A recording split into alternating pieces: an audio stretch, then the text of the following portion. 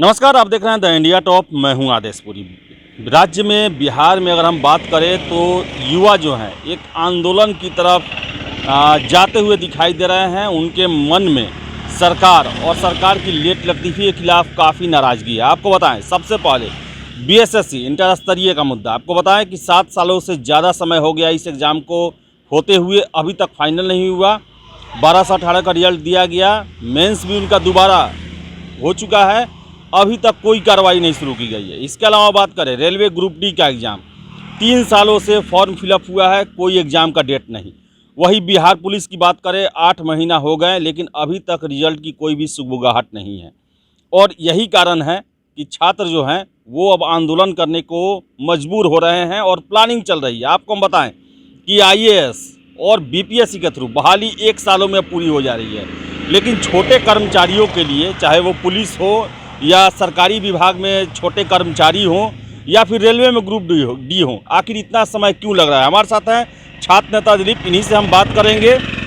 दिलीप जी, आंदोलन के लिए आपको बीएसएससी के लिए फिर कहा जा रहा है, 25 तारीख को रेलवे वालों ने कहा है, फिर से बिहार पुलिस वाले भी कह रहे हैं कि अब आंदोलन से ही रिजल्ट आएगा। क्या लगता है आपको? देखिए, आज युवाओं के साथ इतना अन्याय और शोषण हो रहा है कि युवा मानसिक रूप से दिन रात परेशान है, तनावग्रस्त है। और मेरे पास रोज़ फ़ोन आ रहा है, और 1-2 स्टूडेंट्स का नहीं आ रहा है, सैकड़ों स्टूडेंट्स का आ रहा है। वो भी ऐसा नहीं कि किसी एक बहाली से संबंधित हो, अलग अलग बहालियों से। जैसे बीएसएससी प्रथम इंटर स्तरीय बहाली के स्टूडेंट्स फ़ोन करते हैं, उसके बाद बिहार पुलिस के अभ्यर्थी फ़ोन करते हैं, रेलवे ग्रुप डी वाले फ़ोन कर रहे हैं, रेलवे एनटीपीसी वाले भी फ़ोन कर रहे हैं। तो हर जगह एमटीएस का चल रहा है एग्ज़ाम, उसका भी धांधली हो रहा है, वो लोग भी फ़ोन कर रहे हैं, रोज़ सेटर पकड़ा जा रहा है। तो आज युवा के साथ इतना अन्याय हो रहा है और इस पर कोई बोलने वाला नहीं है। सबसे दुर्भाग्य की बात यह है कि कोई नेता नहीं इस पर बोल रहा है। और बीएसएससी का आप देखिए कि 7 साल से बहाली पूरी नहीं हुई है, और बीएसएससी ने जो नोटिस जारी किया था 19 सितंबर को कि नवंबर प्रथम सप्ताह में हम काउंसलिंग शुरू कर देंगे, और जो 12 से 18 नए अभ्यर्थियों की बात थी उनके लिए सारी प्रक्रिया हम अक्टूबर में पूर्ण कर लेंगे। और आप देखिए कि 18 अक्टूबर को मुख्य परीक्षा संपन्न हो चुकी है और अभी तक उसका रिजल्ट नहीं दिया गया, जबकि 900 से कम ही अभ्यर्थी मुख्य परीक्षा में शामिल हुए हैं उसमें। और आयोग अगर चाहे तो 1 दिन काफ़ी होता है उसका रिजल्ट देने के लिए, और 4 दिन बीत चुका है। आप देखिए, मेडिकल इंजीनियरिंग का 10 लाख, 12 लाख, 15 लाख लोग अपियर होते हैं और 15 दिन से 20 दिन के अंदर उसका रिजल्ट दे दिया जाता है। लेकिन ये बीएसएससी देखिए 900 से कम ही अभ्यर्थी है और उनका रिजल्ट देने में उनको 4 दिन से ज़्यादा लग गया, अभी तक रिजल्ट नहीं आया है। तो किस प्रकार बीएसएससी टाइपिंग और फिजिकल करवाएगी? तो बीएसएससी को एक नोटिस देना चाहिए था कि कब इन लोगों का ये रिजल्ट देंगे मुख्य परीक्षा का, कब टाइपिंग और कब फिजिकल होगा और कब रैंक लिस्ट जारी किया जाएगा। ये तो सिर्फ दे दिए कि हम अक्टूबर में संपन्न करा लेंगे, और अब कब संपन्न कराएंगे? आज 23 तारीख बीतने को है, लगभग बीत ही चुका है 23 तारीख, और उसके बाद आप नवंबर प्रथम सप्ताह में काउंसलिंग भी आपको शुरू करवाना है। तो फिर किस तरह से आप कीजिएगा? कोई नोटिस तो देना चाहिए था कि कब हम टाइपिंग कराएंगे, कब फिजिकल कराएंगे। तो इससे अभ्यर्थी परेशान है, और अभ्यर्थियों का मेरे पास फ़ोन आया है और वो लोग अब आंदोलन करना चाह रहे हैं, और हम भी उनके साथ हैं, खड़े हैं, हमेशा से खड़े हैं और आज भी खड़े हैं और आगे भी खड़े रहेंगे। तो हम लोगों ने डिसाइड किया कि 27 अक्टूबर को ट्विटर पे पहले हम लोग ट्विटर कैंपेन चलाएंगे, जिसका हैशटैग है #BSSC वादा पूरा करो। चूँकि बीएसएससी ने वादा किया था तो वो वादा बीएसएससी पूरा करे। और बीएसएससी के सचिव और अध्यक्ष महोदय से हम विनती कर रहे हैं और उनको बता भी रहे हैं कि आप लोगों ने जो नोटिस जारी किया था तो आखिर कुछ सोच समझ के जारी किया होगा, तो आप अपने नोटिस पे ही कायम रहिए। परीक्षार्थियों की मांग तो अभी सीधी सी है, कुछ ज़्यादा तो मांग कर नहीं रहे, सिर्फ इतना मांग कर रहे हैं कि आपने जो नोटिस जारी किया उसी का पालन कीजिए। तो इतना करने में उनको क्या तकलीफ है? आखिर ये लोग भी किसी न किसी परिवार का अंग है, इनका भी बाल बच्चा होगा। तो ये लोग घर जाते हैं बीएसएससी के सचिव अध्यक्ष, तो कैसे ये रोज़ अपने बाल बच्चों से नज़र मिला पाते होंगे? इनका भी बाल बच्चा कहीं ना कहीं पढ़ते होंगे। तो इनको क्या ऐसा नहीं लगता है कि जब हम दूसरे के बाल बच्चा के साथ इतना नाइंसाफ़ी कर रहे हैं, अन्याय कर रहे हैं, तो उनके बाल बच्चा पे इसका प्रभाव नहीं पड़ेगा क्या? दिलीप, एक चीज़ सबसे बड़ा बात है कि जितने भी निचले पायदान के जितने भी विभाग में रेलवे ग्रुप डी की बात करें, सबसे छोटा परीक्षा होता है सबसे छोटे पद के लिए, बिहार पुलिस में सबसे छोटे पद के लिए, बीएसएससी में सबसे कहें तो निचले पद के लिए परीक्षा होता है। इसी में क्यों इतना देरी किया जा रहा है? जबकि आईएएस बनना है, 1 साल में लोग एग्ज़ाम का फॉर्म फिलअप करते हैं और 1 साल बाद जो है वो आईएएस बन जाते हैं। बीपीएससी भी ये लगभग 1 साल 1.5 साल में पूरा हो ही जा रहा है। इन्हीं के साथ क्यों ये दोहरा रवैया अपनाया जा रहा है? देखिए, इसमें मुझे 2 कारण लग रहा है। पहला कारण तो ये कि आईएएस हो, आईपीएस हो या बीपीएससी के थ्रू जो अधिकारी की बहाली होती है, तो उन लोगों की बहाली कॉन्ट्रैक्ट बेसिस पे नहीं की जा सकती है। नहीं किया गया। अगर सरकार चाहे तो कर भी सकती है, आजकल तो सरकार चाह लेती तो कुछ भी कर लेती है। तो अभी तक तो नहीं ऐसा देखा गया है कि ऐसे लोगों की बहाली कॉन्ट्रैक्ट बेसिस पे हो। लेकिन आप निचले स्तर की जो बात हो रही है कर्मचारियों की, आप देखिए ना 13,120 पदों पे बीएसएससी की बहाली होनी है, तो वो बहाली 2014 में निकली थी वैकेंसी, अभी तक नहीं हुई है। और सभी डिपार्टमेंट में, सभी जिला में, समाहरणालय में कर्मचारियों की रिक्ति है, और वहाँ क्या किया जा रहा है, कॉन्ट्रैक्ट बेसिस पे बहाल किया जा रहा है। 6 महीना के लिए बहाल किया जाता है और उसको परमानेंट कर दिया जाता है। आईएएस आप कॉन्ट्रैक्ट पर बहाल नहीं कर सकते हैं, लेकिन अगर कर्मचारी कर सकते हैं तो कर्मचारी वो कर रहे हैं। आप वो भी कर्मचारियों की कर रहे हैं बहाली, तो वो भी उसमें पैसा लेके किया जा रहा है। ऐसा नहीं कि मेरिट से कुछ हो रहा है, मुश्किल से 1 से 2% उसमें मेरिट वाला होगा, वो भी हमको नहीं लगता है। जो कॉन्ट्रैक्ट बेसिस पे हो रहा है कि कर्मचारियों की नियुक्ति, वो सारा का सारा पैसा लेके हो रहा है। अपने सगे संबंधियों, रिश्तेदारों, अपने जानने वालों को भी पैसा लेके ही बहाल किया जा रहा है। आप जाइए ना किसी भी ब्लॉक में देख लीजिए, आपको पता चल जाएगा। कोई 1.5 लाख, कोई 2 लाख, कोई 4 लाख ऐसे दे के बहाल हुआ। हम जिनका पहुंच ज़्यादा है उनका पैसा कम लग रहा है। मैं नाम तक बता दूंगा, बहुत सारे ब्लॉक में ऐसे लोग हैं जो ये जो टाइपिंग वगैरह होता है, कंप्यूटर का जो होता है, वो लोग पैसा दे के ज्वाइन किए हुए और कर रहे हैं नौकरी। 6 महीना के लिए हुआ था, उसको आगे बढ़ाते बढ़ाते परमानेंट कर दिया जाता है। और आईएएस, आईपीएस या बीपीएससी के थ्रू देखिए, अधिकतर उसमें ऐसे लोग भी जाते हैं जैसे मंत्री विधायक, बड़े बड़े जो बिजनेसमैन हैं, मंत्री विधायक हैं, नेतागण हैं, उनका बेटा बेटी भी फॉर्म भरता है आईएएस का, आईपीएस का, बीपीएससी का। लेकिन रेलवे ग्रुप डी का फॉर्म वो लोग नहीं भरता है, बिहार पुलिस का फॉर्म वो लोग नहीं भरता है। तो ये भी एक वजह हो सकता है कि इसलिए इस बहाली को देरी किया जाता है। और आईएएस, आईपीएस या बीपीएससी के थ्रू जो बहाली होती है तो उसमें उतना लेट लतीफ़ी नहीं होती। हालांकि बीपीएससी में तो पहले होती थी, 5-5 साल तक बहाली नहीं आती थी, 5 साल में बहाली पूरी होती थी। हम ही लोग बार बार आंदोलन किए, उसके बाद अब हर साल वैकेंसी आ रही है। लेकिन आईएएस, आईपीएस में पहले से ही ऐसा होता रहा है कि 1 साल के अंदर बहाली पूरी हो जाती है। ग्रुप डी में 3 साल से फॉर्म फिलअप करा के छोड़ दिया गया है, ये क्या कहना है, क्या बेरुखी है इतना इसकी? देखिए, ये तो सरकार की लापरवाही है, युवाओं के प्रति उदासीनता है। वरना आप देखिए कोरोना काल में इलेक्शन हो जा रहा है, वो भी एक स्टेट में नहीं, कई राज्यों में हो चुका है। लोकसभा का चुनाव हो जाता है। 2019 में लोकसभा का चुनाव हुआ, उससे पहले ये वैकेंसी आई थी, तो ये चुनावी वैकेंसी था। और मुझे जहाँ तक लगता है कि ये जो केंद्र सरकार है, इस वैकेंसी को आजकल करते करते करते करते अगला इलेक्शन यानी कि 2024 इलेक्शन तक ले जाना चाहती है, यानी कि 2023 के अंत तक ले जाना चाहती है, ताकि उसका फ़ायदा वो 2024 के लोकसभा चुनाव में उठा सके। अभी तक के जो प्रक्रिया उससे तो यही लग रहा है। क्योंकि अब देखिए पीयूष गोयल थोड़ा अच्छा काम कर रहे थे, जब भी ट्विटर पे आंदोलन होता था तो रेलवे बोर्ड की तरफ से नोटिस आ जाता था एग्जाम से संबंधित या कोई भी, उनको हटा दिया गया। और अभी जो रेल मंत्री हैं उनको कोई मतलब ही नहीं, कितना भी ट्वीट करते रहिए। उस दिन देखिए 43 लाख से ज़्यादा लोगों ने ट्वीट किया ग्रुप डी एग्ज़ाम के लिए, लेकिन एक भी मतलब ट्वीट तक नहीं रेल मंत्री ने किया या प्रधानमंत्री जी ने नहीं किया। तो ये सरकार युवाओं के प्रति पूरी तरह से उदासीनता है, लापरवाही है, और इसके लिए कहीं ना कहीं हम युवा दोषी हैं। ये बात तय है, ये हम युवा ही दोषी है। आप सोचिए आखिर किस तरह से लोग बर्दाश्त किए हुए हैं। 3 साल से वैकेंसी आ गई, 3 साल हो गया, उसका एग्ज़ाम नहीं हो रहा है। एग्ज़ाम होना तो छोड़ दीजिए, उस एग्ज़ाम का तिथि तक नहीं घोषित हुआ, संभावित महीना, संभावित ईयर घोषित नहीं हुआ। और युवा अगर बर्दाश्त करके बैठे हैं तो इसका मतलब सीधा सीधा दोषी हम लोग हैं। क्योंकि हम अपने हक और अधिकार के लिए नहीं लड़ रहे हैं, तो हमारे हक और अधिकार के लिए हम खुद नहीं लड़ेंगे तो दूसरा कोई तो हक हमारी करेगा ही, हमारे ऊपर तो शोषण करेगा ही, हमारे ऊपर अत्याचार करेगा ही। तो अब युवाओं को सोचना होगा। शोषण और अत्याचार की बात करते हैं, युवाओं की बात कर रहे हैं आप, बिहार में चुनाव का बात कर रहे हैं आप, तो बिहार में भी 2 जगहों पर उपचुनाव हैं और अभी कमर कसे हैं यहाँ पर तेजस्वी यादव, चिराग पासवान, और अभी आ गए हैं कन्हैया। आपको क्या लगता है कि इन लोगों से आशा है, क्या ये लोग युवाओं के मुद्दा को उठाएंगे या फिर जुमला ही रहेगा केवल युवा का नाम जो है?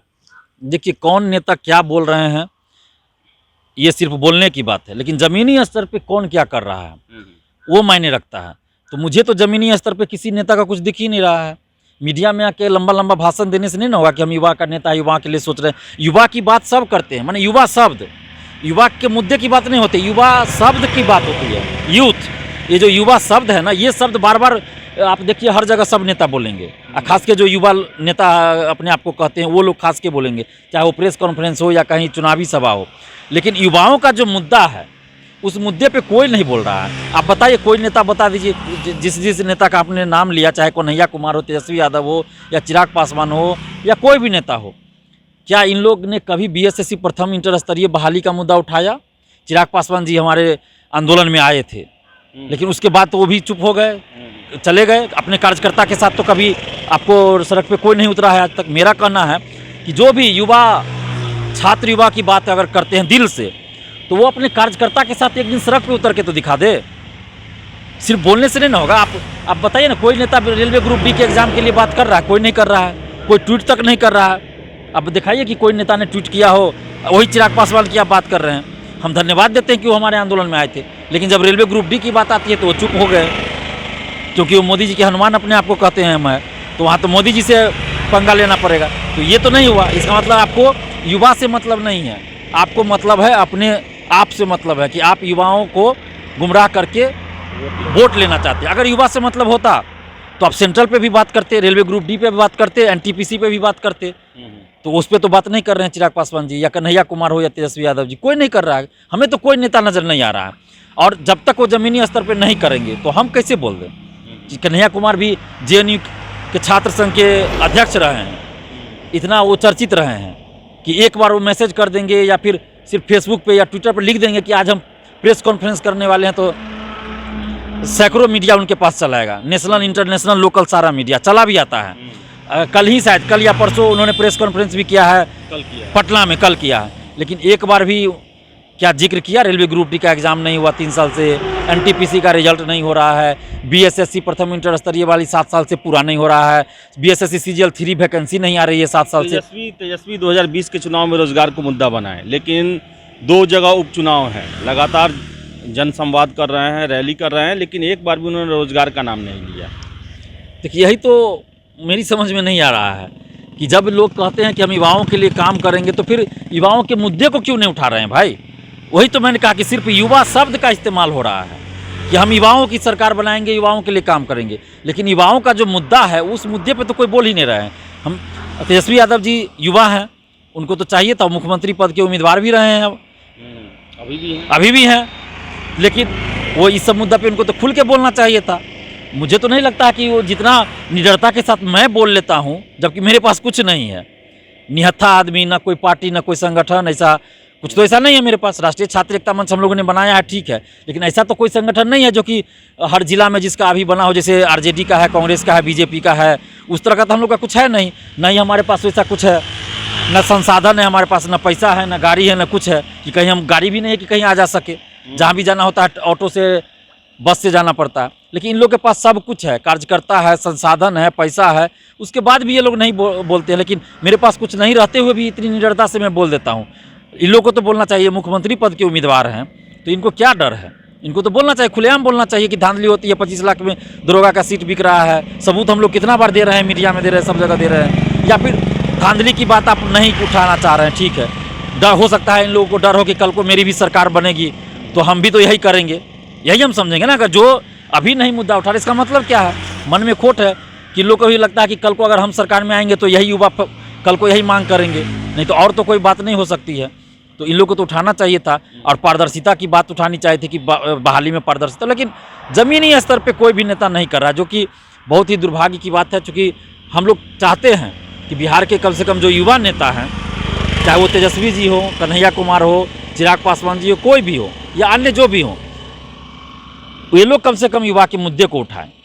लेकिन आप देखिए, दिलीप कुमार चल जाता है, गर्दनीबाग में धरना देता है, 10 दिन तक यूट्यूब पे वीडियो बना के प्रचार करता है, स्टूडेंट को आह्वान करता है, स्टूडेंट को समझाता है। लेकिन कोई नेता को बता दीजिए जिसने वीडियो बना के डाला हो या प्रेस कॉन्फ्रेंस करके कहा हो कि 23 सितंबर को महाआंदोलन हो रहा है, बीएसएससी के मुद्दे पे हम लोग साथ दे रहे हैं, आप लोग भी जाइए। किसी नेता ने ऐसा नहीं किया, लेकिन भीड़ का देख के आ गए थे। आना अलग बात होता है, लेकिन उस पर आगे क्या किए उसके बाद तो अभी तक फिर चुप है, कोई नेता नहीं कुछ बोल रहा है। तो ये सब सिर्फ पॉलिटिक्स कर रहे हैं, वो भी गंदी राजनीति जिसको कहते हैं ना, वो हो रहा है। घटिया पॉलिटिक्स हो रहा है बिहार में, और देश में भी हो रहा है, लेकिन बिहार में सबसे ज़्यादा घटिया पॉलिटिक्स हो रहा है। और ये सिर्फ और सिर्फ युवाओं को गुमराह करके सिर्फ सत्ता पे बने रहना चाहते, चाहे कोई भी नेता हो। मैं किसी एक नेता को भी आज की स्थिति में नहीं देख रहा हूँ कि जो सही से काम कर रहा हो। तो ये दिलीप थे, और इनका साफ जो है नाराज़गी बिहार के राजनीतिक दलों के साथ है, आयोग के साथ है, और उन छात्रों से प्रति सहानुभूति है जो गरीब वर्ग से आते हैं, पिछड़े इलाके से आते हैं। और यही कारण है कि उनके पास ज़्यादा पढ़ने के लिए पैसा नहीं होता है, समय नहीं होता है, इसलिए वो छोटे छोटे पदों पर परीक्षा देते हैं ताकि एक नौकरी लग जाए, जीवन बसर हो सके। लेकिन सरकार की बेरुखी देखिए, और एकदम अनजानापन देखिए, उन पर कोई ध्यान ही नहीं है कि रेलवे में ग्रुप डी के लिए एग्ज़ाम होने वाला है। 3 साल फॉर्म फिलअप किए हुए हो गया, 1 करोड़ से ज़्यादा छात्र उसका इंतज़ार कर रहे हैं, लेकिन उस पर कोई सुनवाई नहीं है। बीएसएससी, इसमें भी ग्रामीण पृष्ठभूमि के छात्र जो हैं, गरीब छात्र जो हैं, वो ज़्यादा फॉर्म फिलअप किए हुए हैं। 7.5 सालों से परीक्षा चल रही है, कोई सुनवाई नहीं है। वही बिहार सिपाही के लिए, पुलिस के लिए जो ज़रूरत है, 8-10 महीनों से एग्ज़ाम हो गया। एग्ज़ाम में भी काफ़ी अपारदर्शिता हुआ, बावजूद इसके रिजल्ट अभी तक घोषित नहीं किया गया है। तो यही कारण है कि छात्र जो है अब बगावती तेवर अपना रहे हैं, सड़कों पे आना चाहते हैं और उम्मीद है कि बिहार में आने वाले समय में एक बहुत बड़ा छात्र आंदोलन होगा, क्योंकि सरकार सुन नहीं रही है। उन्हें सुनाने के लिए एकत्र होना पड़ेगा और उनको जगाना पड़ेगा। तो फिलहाल इस वीडियो में इतना ही। वीडियो पसंद है लाइक शेयर करें, हमारे चैनल द इंडिया टॉप को सब्सक्राइब जरूर कर लें। धन्यवाद।